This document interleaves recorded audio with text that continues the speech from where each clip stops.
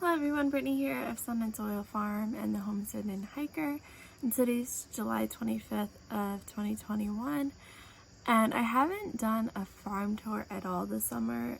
And the other thing we haven't really talked about is in April, Richard left his job and has been farming full-time all summer long.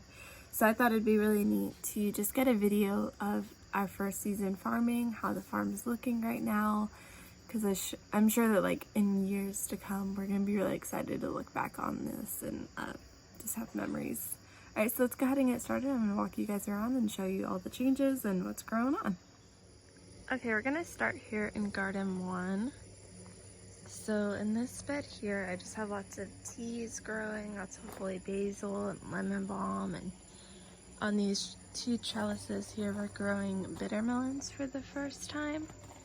They're doing pretty good, very thick vegetation. I don't see any right here. Oh, do you know where one is? Yeah. Oh, there it is. I see it. Okay. Okay, so here's a bitter melon. Here's Richard the farmer. And then we're growing 4 rows of Ashworth corn. And you can see it's gotten very tall. And I did a too late planting of pole beans up them. I was a little late to that, but we know for next time to plant the pole beans sooner. And we have actually mastered trellising our tomatoes for the first year ever. We used T-posts and string and electric conduit along the top. So we have quite a few of these trellises in the garden, and you can see that we're starting to succumb to some disease pressure here. But this is a variety called Isis Candy, and then this is Berries Crazy. You can see the fruit clusters on this one's really big. We're growing things along the bottom like parsley and basil on the back side. I have flowers everywhere, so these are some nice red zinnias. Still letting the purslane grow on the edges here. We have grown cucamelons up this fence, and then we just planted these beans. And then I guess the last thing over here would be our muscadine grapes. One grape. It has totally taken off. And we're hoping to get a lot of fruit from it this fall. And I think that we will, honestly. Okay, so to come into garden 2, I have more flowers and herbs along the house and roses, which are getting annihilated by the Japanese beetles, but that's okay, better than our crops. A bed of beets here. We have some chard and some beans. Some summer squash. These ones aren't doing so hot. Some tomatoes that did not get enough light here under this tree, and then next to that bush. That's okay.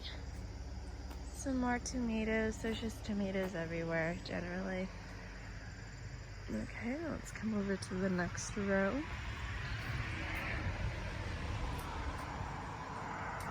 Three different weeks of carrot plantings. Trying that out. Beans and peppers, basil, another tomato trellis that we tried to make taller, but it's kind of collapsed under the weight of all the growth. We have some cilantro planted under this one. Our walking onions, the top sets are about done, so we'll be harvesting those soon.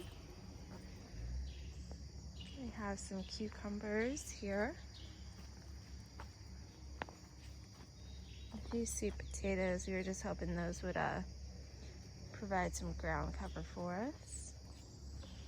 We have our sad cage of strawberries that we haven't put away yet, and the voles have been in there eating a lot of the strawberries, but this bed's quite old, so we were planning on replacing it. Looks like Richard planted some, what is this? What is this planting? There's some squash in there. Oh, some new summer squash. More basil. more squash. Richard did a really good job with the bean and squash successions. I have some beef steaks here.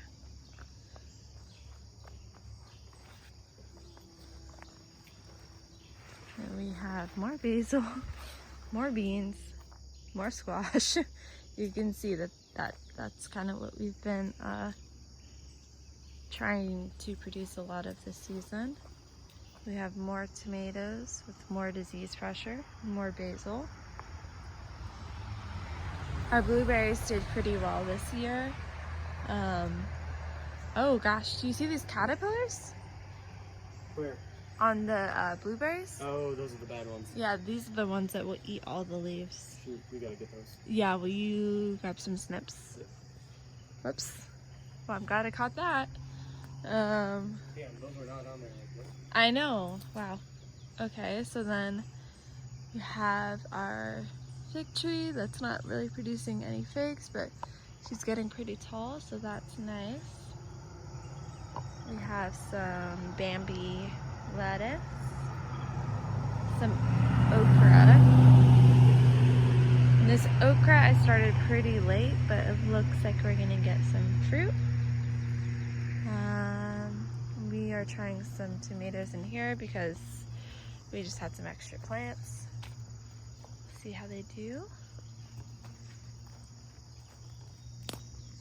More zinnias. This is our strawberry patch we put in last year. It's looking kind of crazy over in this area right now. That's okay. Then we come into our wall of berries. We got a lot of yummy berries this season. I have another fig tree here that's trying to compete with the berries. We'll see who wins that war. And then mugwort. A new fig tree. Blueberry. More berries all over the place. This is also a mint patch. More figs. We'll walk on over. So I have a new bed here, and on that side where I've planted comfrey and dahlias. This is actually our first dahlia of the season. That's really exciting. I have perilla and an ice hyssop everywhere. I have a really nice bed of chamomile that produced a lot of blooms for us. I have some lemongrass that was getting shaded out by the nice hyssop, but I think I've gotten that under control. So I have lots of perilla, even though I went through and cut out a lot of it. I have my yoga and fish mints.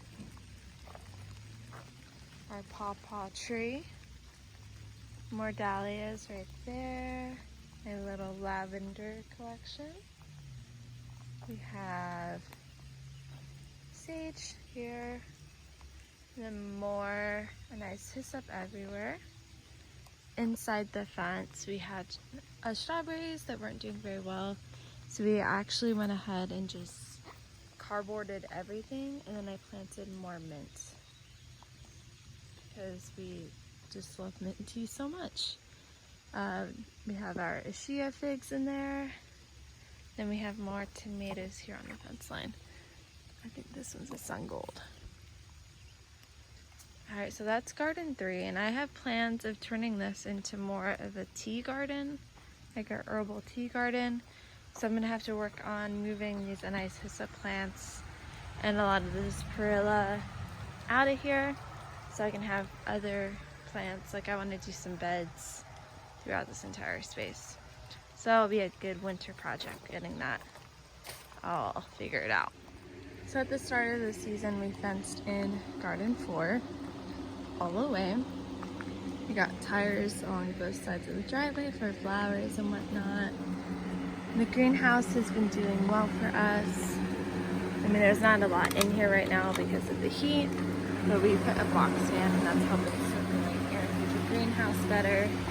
We have some walking stick kale in here, safe from the cabbage worms, and just some herbs that I regretfully have not planted yet. And this will be getting filled out as we start things for the fall.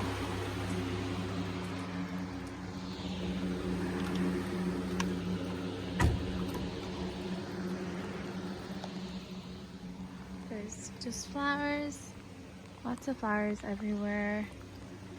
More sage. This is kind of our, if it's too hot in the greenhouse for certain plants, we'll move them out of the greenhouse into this bug protected area.